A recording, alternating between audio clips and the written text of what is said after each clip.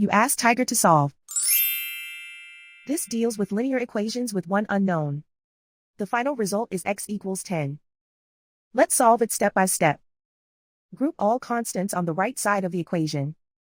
Subtract 14 over 3 from both sides. Combine the fractions.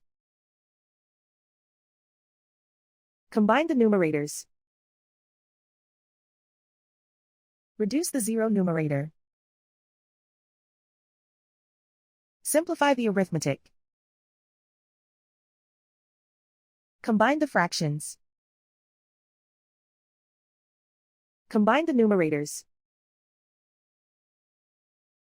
Find the greatest common factor of the numerator and denominator. Factor out and cancel the greatest common factor.